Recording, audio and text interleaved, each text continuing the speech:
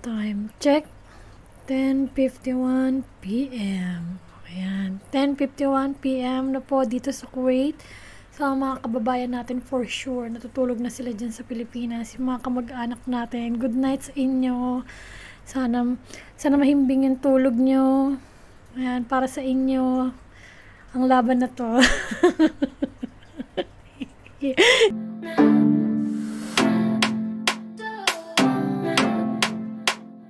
Yaw.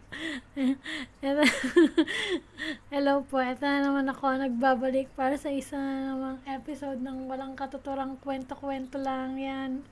Wala na naman akong magawa, bored na naman ang lola mo ngayon. Nakalib ako 7 days, last day na ng leave ko ngayon. Actually, busy ako. Tapos, nagpa-check up ako. May diabetes may diabetes daw ako. Kaya siguro hindi ako nakakatulog. Ayan, so, nung last time, nagkwentuhan tayo, pinagkwentuhan natin yun. So, last video ko, pinagkwentuhan natin yung lifestyle namin bilang isang non-skilled worker dito sa Kuwait. Yan, so, for today's video, kukwento ka naman, i-inspire ko kayo ng konti. Yan, sana inshallah ma-inspire kayo. Inspire ko kayong konti lang. Kwento ko sa inyo yung mga pinagdaanan ko starting from being a crew 9 years ago until now. So ngayon manager na ako. Manager na ako sa pinagtatrabahuan ko. Yan. Sa Pilipinas, high school graduate lang ako. High school graduate lang po ako sa Pilipinas, no. So hindi ko ina-expect na pagdating dito is aabot ako sa ganitong stage. And so, yan. So, ano pa inaantay natin? Let's get started. Ayan. So,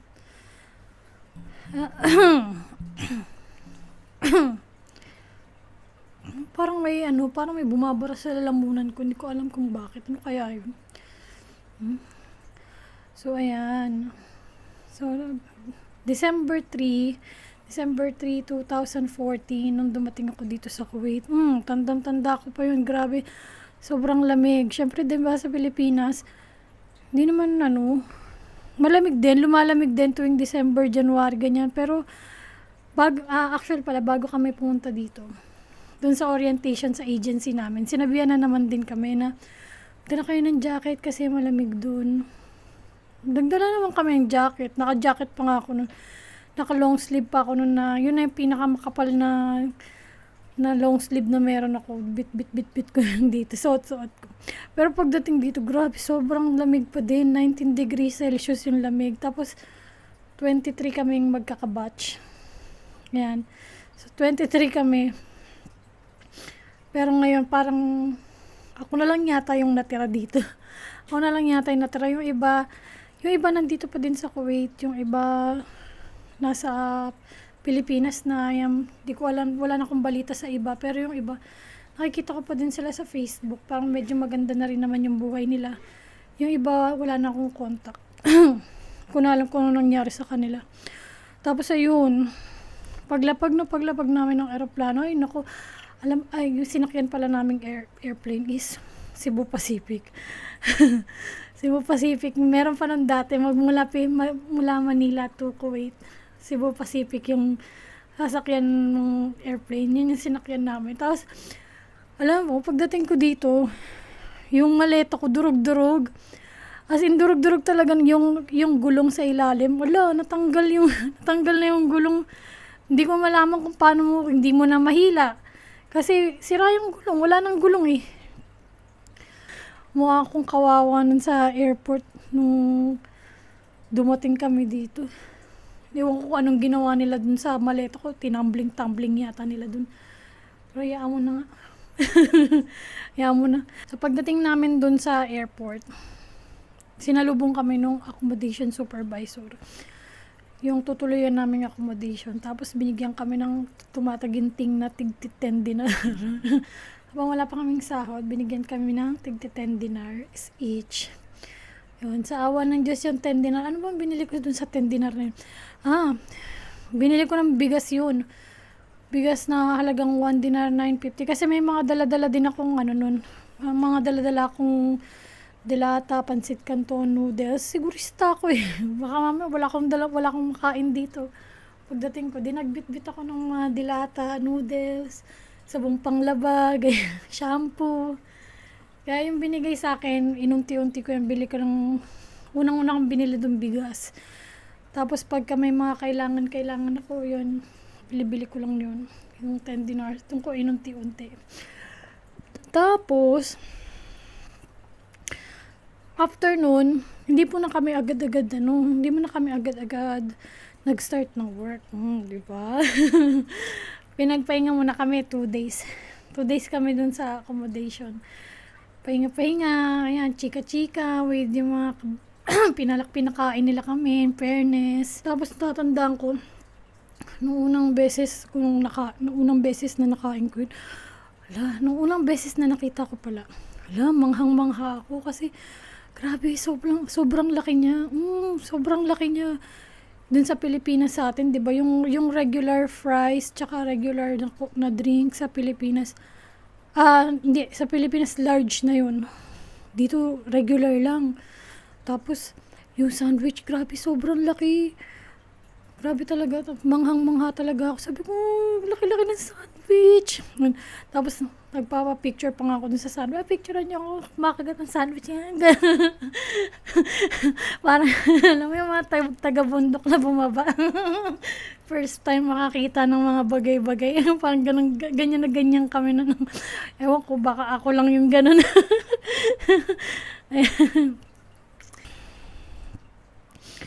After 2 days nung pahinga namin, yan, pinag-report na kami dun sa training center namin. Meron pa kaming, dati hindi mo na kami sinabak, dati kasi, hindi mo na nila sinasabak agad-agad sa mga assignment na store. Ang ginagawa nila, ipapadala ka muna dun sa training center habang pinaprocess yung mga papers mo. Kasi hindi ka pwedeng mag-start dun hanggat wala kang, yung tinatawag namin dito na baladiya. Yun yung parang, baladiya is parang DOH sa Pilipinas, ganyan. So, kailangan magkaroon ka muna ng medical certificate, tapos, yung residency, civil ID, ganyan, bago kami i-dispatch dun sa mga assignment na restaurant namin. So, ganun yung nangyari. So, habang naantay namin yun, 2 months kami doon sa training center. Yan. Sarap ng buhay namin dun, no?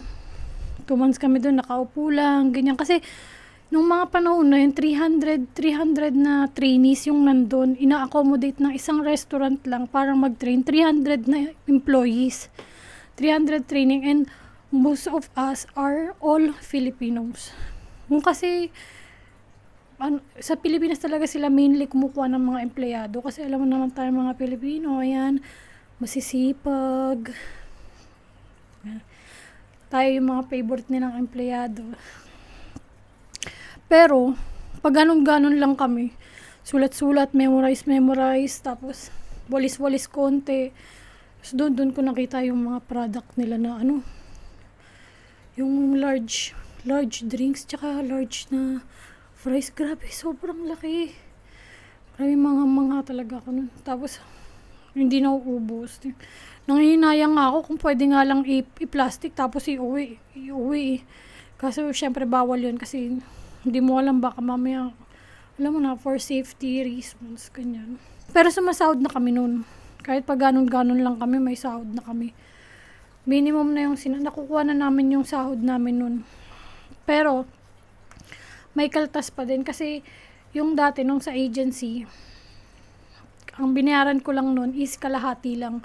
Tapos yung kalahati, salary deduction. So, every month, nagkakaltas sila ng hindi naman malaki. Hindi mabigat sa bulsa, hindi mo mararamdaman. Ganun yung, maganda yung palakad dati. Ewan ko lang ngayon kung ganun pa din ba. Then, after 2 months, nung okay na yung lahat ng papeles namin, dinispatch na kami sa kanya-kanya naming store assignment. Then, yan. Doon nagsimula yung totoong totoong trabaho. Doon mo na masasabing isa ka ng ganap na OFW. May experience mo na lahat. Yun. So yung first few days ko, as a crew, manghang-mangha talaga ako dun sa mga kasama ko, yung mga senior ko. Parang sobrang ang gagaling nila, ang bibilis nila kumilos, tapos parang alam na alam nila yung gagawin nila, parang kahit nakapikit, alam nilang gagawin nila, alam nila kung saan kukuha ng ganito, parang tapos ako, parang patanga-tanga pa ako noon. Hindi ko pa alam yung gagawin ko. Tapos, feeling ko nagagalingan ako sa sarili ko. Sabi ko, kaya ko yan. Pero nung pagdating na nung rush, nung hindi pa masyadong busy yung restaurant, nakakasabay pa ako sa kanila. Pag sinabi nila, magluto ka ng ganito, nakakapagluto pa ako. Pero nung nag-rush period na, kamuti, sinisigaw. yung mga senior ko na mabait sa akin mabait sila sa akin nung hindi pa busy. Nung naging busy na, naging monster na sila. Ano ba yan? Dami-daming order. Yan lang yung lulutuin mo. Ganun na sila. Tapos parang na-hurt talaga yung feelings ko. Parang feeling ko talaga, tanga-tanga ko, ang bobo-bobo ko. Ano ba yan? Sigawan na nila ako. Pero, okay lang, trabaho lang naman yan. Siyempre, feeling ko kahit naman kasi nag-training na kami doon ng 2 months, hindi naman sa sobrang dami namin, hindi lahat na experience namin. Pero yung 300 kami doon. 300 kaming nagte-training doon sa training center na yun. Hindi ko nga yata na-experience na maghawak ng basket doon ng ng lutuan ng manok. Hindi ko matatanda ang nakahawak ako dun. Ang lagi kong ginagawa dun, magwalis ng labi, magpunas ng lamesa, yan. Kaya nung pagdating dun sa restaurant, may idea ako kung paano siya ginagawa. Pero yung sabi mong speed, yung bilis, wala, hindi ko pa talaga siya na-practice as in. Tapos yung mga kasama ko, parang ang gagaling nila, bibilis nila, ganyan. Tapos yung parang ang stricto pa, lalo na yung crew trainer ko. Grabe, sobrang stricto niya. Tahimik lang siya. Tahimik lang siya, pero pag nagsalita siya, ma-hurt ka talaga. Parang mafe-feel mo ikaw na yung pinakatangang tao sa buong mundo. Ganon. Pero ang ginagawa ko noon, syempre na-hurt ako kasi parang sabi ko nga sa inyo, feeling ko ako na yung pinakatangang tao sa buong mundo, ganyan. Ang gagawin ko na lang, punta ako ng CR, mag-excuse me ako, ma'am, sorry, CR lang po ako. Punta ako dun sa CR, tapos cry ako dun sa CR, iyak ako dun. Tapos na-hurt yung feelings ko. Pero, katagalan naman, nag-close na kami hanggang sa dumating sa point na pag may baon siya, nakikikain ako ng baon niya. Hindi na ako nagbabaon. Nangingi na lang ako ng baon niya. Kumapal na yung mukha ko. Tapos meron pa, one time, nung sobrang busy, ako yung parang ginawa nilang homeboy homegirl, ganyan. Ako yung taga-takbo ng kasi syempre, pag ako yung nilagay nilang tagaluto doon, wala na silang may serve na product kasi sobrang bagal ko. Walang maluluto. Kaya nangyari, tagakuha na lang ako ng ganito ng mga kailangan nila. Wala nang yelo, kuha ka ng yelo. Wala nang kailangan kuha ka na ng ganito. Wala nang kamatis, maghiwa ka na ng kamatis, ganon. Tapos ngayon, sabi nung wala na daw orange juice. Pinakuha ko ng orange juice. Takbo naman ako. Kuha ko ng orange juice. Ngayon, sobrang bilis-bilisan ko. Mamadali. Pak, salpak ng orange juice. Nasira ko yung lock ng orange juice dispenser. Tapos, sabi nung manager ko, syempre, sobrang busy, di ba? Dami na nag-order ng orange juice. Sabi ng manager ko, ano ba yan, Elizabeth? Di ka na nga nakakatulong dito, nakakaperwisyo ka pa. Wala, na-hurt yung feelings ko talaga.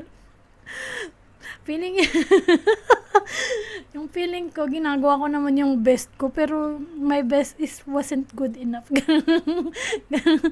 Right after that, immediately, takbo ko CR. Cry ako dun. Ginagawa ko naman yung best ko, pero hindi nila ako na-appreciate. Ganun talaga. Ganun talaga. Pag bago ka, syempre, hindi, parang medyo sensitive ka pa. Pero wala nandito na ako sa Kuwait. Wala na akong magagawa. Alam nga namang makipagmatigasan ako sa kanila, di ako rin yung talo. Stressing ko lang yung sarili ko, di ba? Pagka na-hurt yung feelings, punta sa CR, iyak, tapos balik na naman na parang walang nangyari. Ganun lang yun mong araw-araw. Nung naging experience na ako.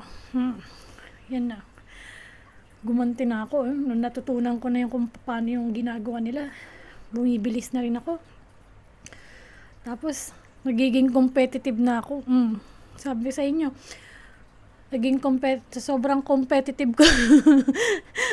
Lahat ng mga papremyo pag may mga competition dun sa restaurant, yung pagalingan ng may question and answer, ganyan, sasagutan ko yan. Nananalo ako lagi ako hakot award dun. Sobrang pag naging competitive ako, lagi ako hakot award. Tapos tuwing may outing, sali ako sa games. Talagang di ako papatalo sa games. Pumunta ako dun sa outing namin na sarili ko lang yung dala ko. Pag uwi ko, ang dami ko ng bit-bit, ang dami ko ng dala. Puro mga baso. Hanggang sa dumating yung point na bigyan ako ng chance para mag-level up sa first promotion. Pero may pagsubok din yun, no? May challenges yun. Hindi pwedeng ganun-ganun na lang, promoted ka na. Hindi. Pinag-exam muna nila kami. Kailangan mo munang makapasa ng exam. Kaso, ang nangyari nun, tatlong beses naman akong bumagsak sa exam. Sabi ko, parang feeling ko talaga ako na yung pinakatangang tao sa buong mundo na naman. Ayun na naman yung feeling mo, ikaw na yung pinakatangang tao sa buong mundo. Ewan ko, hindi ko alam, di nga ako natutulog nun para lang mag-review.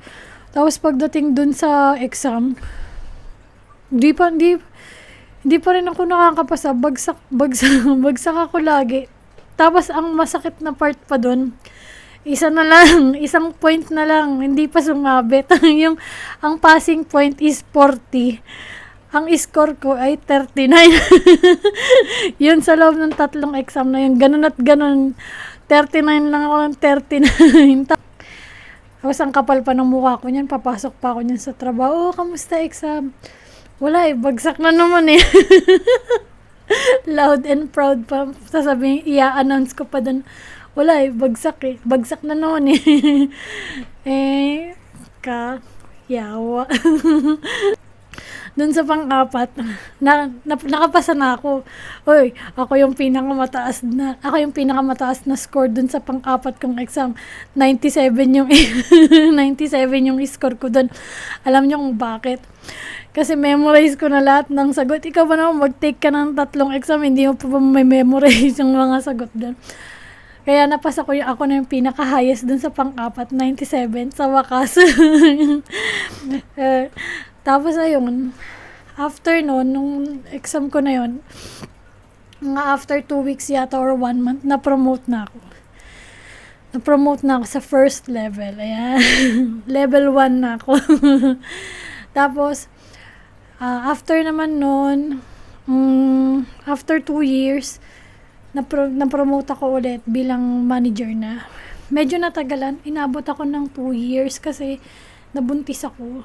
Nalipat na ako ulit na ibang branch. So, ngayon, panibagong pakikisama na naman, ganyan. Panibagong struggles and challenges na naman.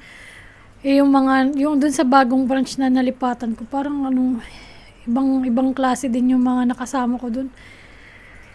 Sila, mga strong personality nila. Kasi yung pinanggalingan kong branch, maliit lang, mall type lang siya. Tapos yung nalipatan ko, is freestanding yung kompleto lahat. Kaya nung nalipat ako doon,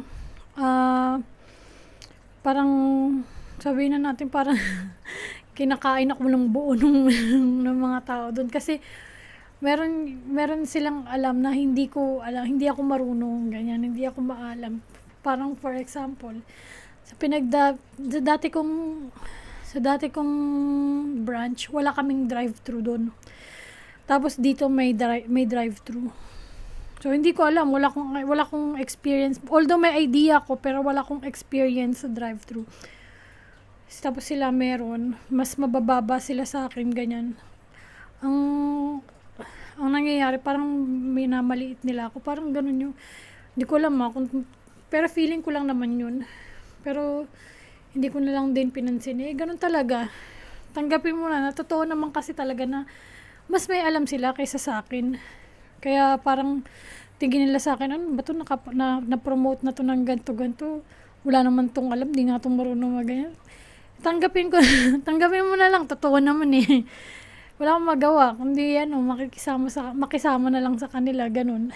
Tapos, hanggang sa may mga pagkakataon pa yan na sila na matatagal na silang magkakasama, ganyan. Tapos ako yung nandun lang ako sa may kitchen area. Magkukumpulan sila, tapos magkukwentuhan sila, magtatawanan sila, nang sila lang.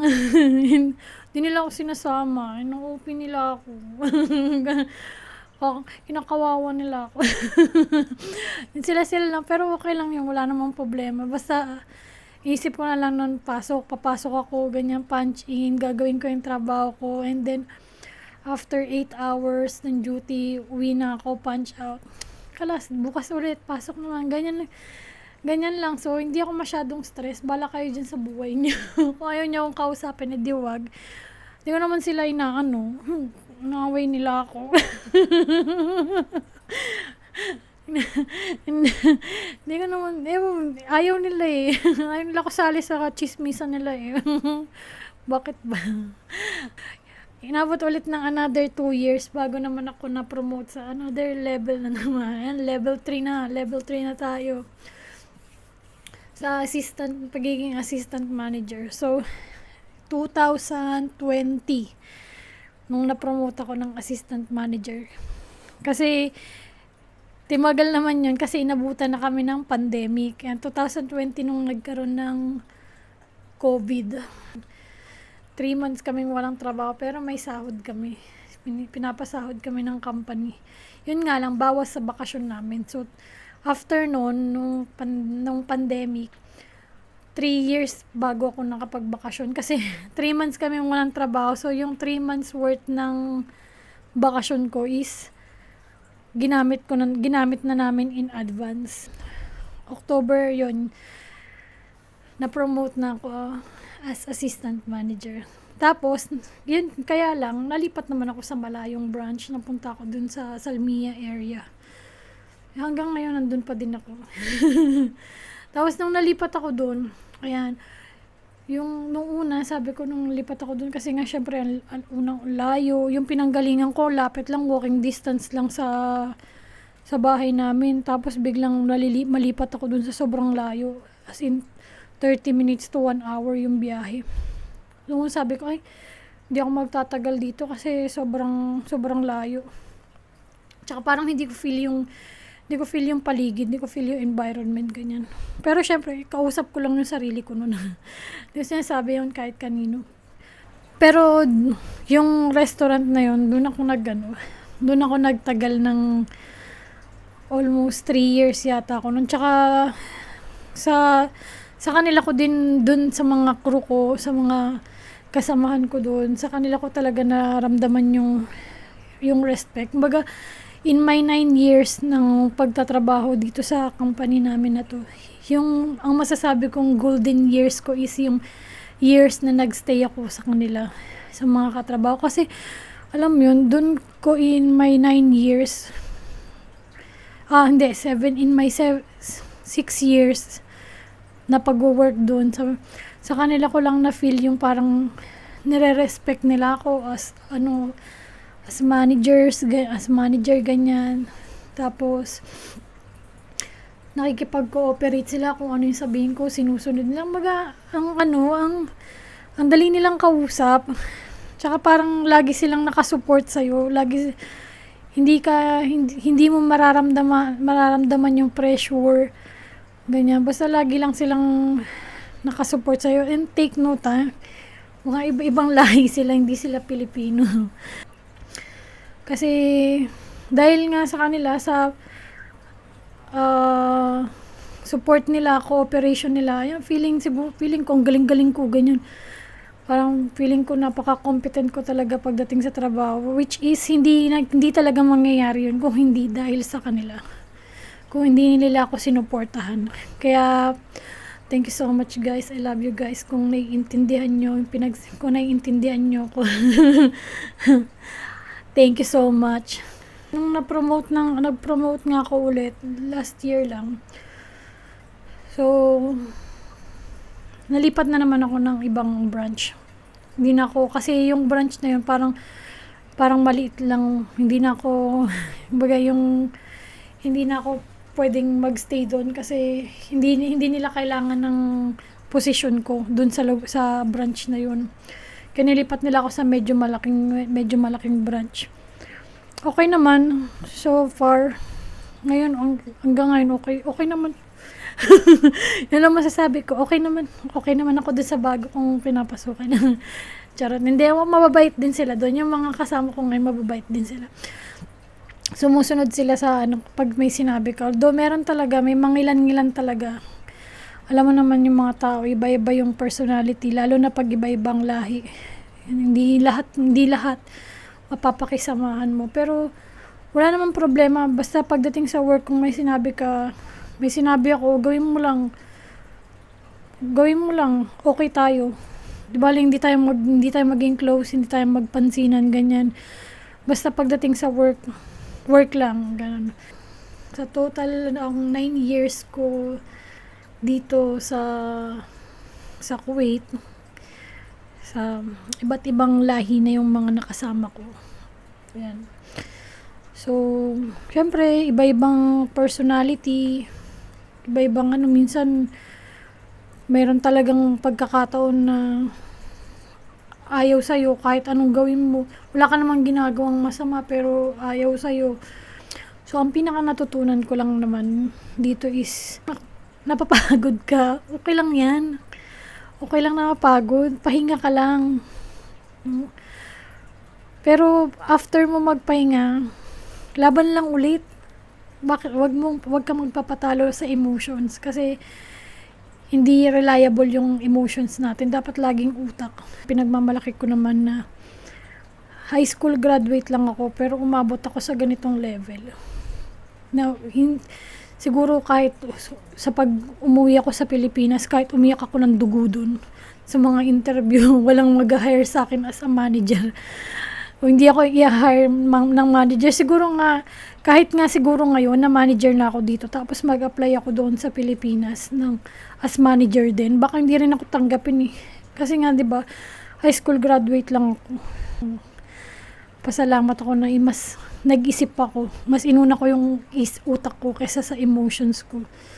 Siguro kung hindi, baka nasa Pilipinas na akong tambay, papadami ng anak, walang trabaho, asa sa gobyerno. Hindi. Wala akong pinapatamaan. Hindi, sabi ko lang po. Huwag po kayong magagalit. Ayun, so thank you po. Thank you. Sana nag-enjoy kayo. Sana na-inspire kayo sa mga kwento ko about my work experience dito sa Kuwait. Kung paano ko nagsimula as crew hanggang sa kung nasan ako ngayon. Sana na-inspire ko kayo. Sana kung nagustuhan niyo tong video ko, please like, share, and subscribe. Bye!